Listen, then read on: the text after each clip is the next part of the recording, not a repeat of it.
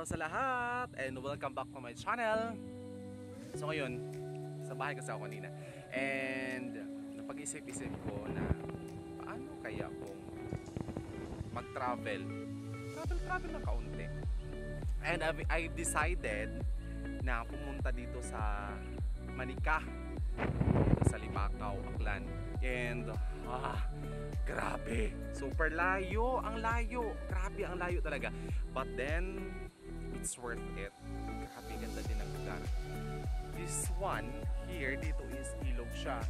Yan, ilog siya. And I think, doon, yung sa may green, ano ba yun doon? I don't know, parang school siguro. So, yun si ilalim, yun siya. Then, in the other side naman, is ilog din.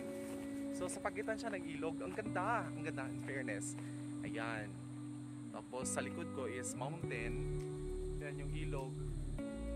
Yan yung ilog.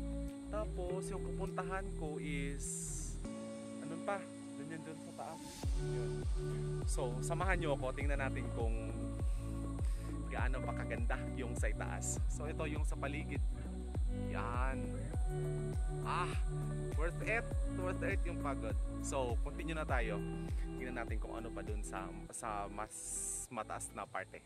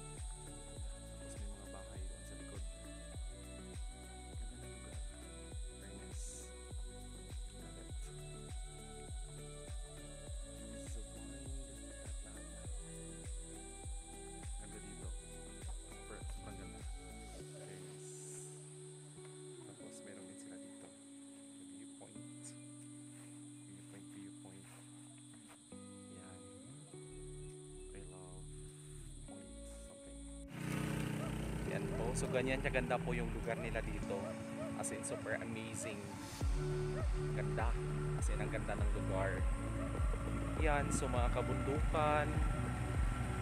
Yan, tapos may mga bahay din dito na siguro may mga nakatira din kasi nga it's a part of their barangay na din ito eh.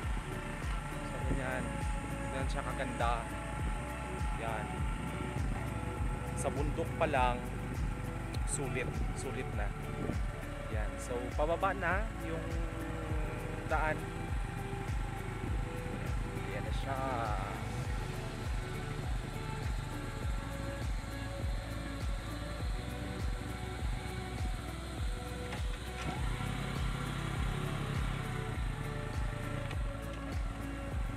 Yan. Yan sa pinakababa, kitang-kita dito yung ilog.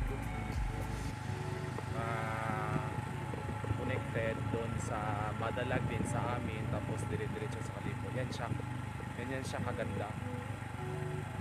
Wow,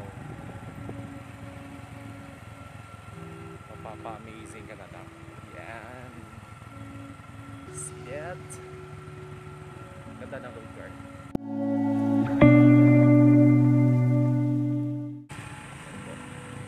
Mga nag-deliver ng abaka.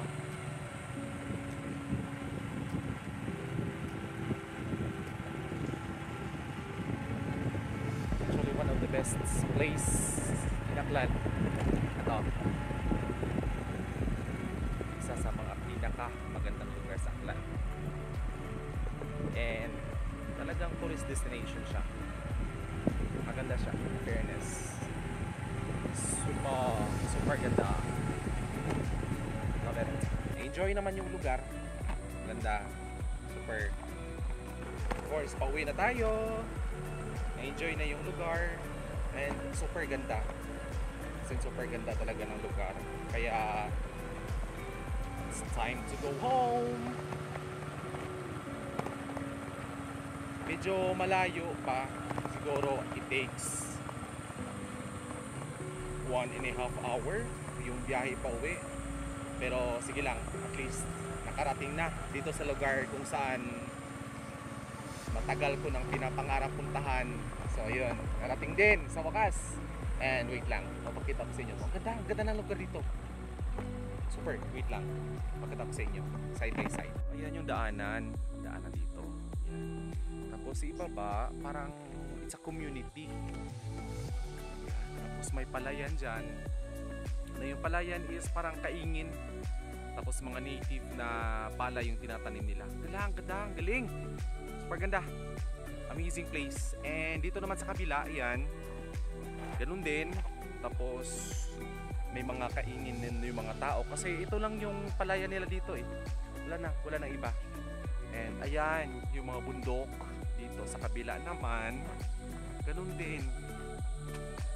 Wow, green na green. Yan sa baba. Puro huni na lang ng mga kulisap at ng mga iba't ibang insekto yung maririnig mo during at this time. So ang sarap sa feeling. Sarap lang sa feeling na wow, may tanim din pala dito oh. Yan, may linga, tanim na linga. Wow, yung may bulaklak na white. Yan, gaganda. Ganda ng lugar. Promise, ang ganda. Yan. Yan dito. Yan yung motor ko, naghihintay na kasi we are about to go home. Salamat po sa pagsama in this journey. Thank you so much for watching. See you next time sa susunod na kung ano na naman yung pagtripa nating videohan. So, thank you so much. God bless everyone. Spread the love. Bye-bye!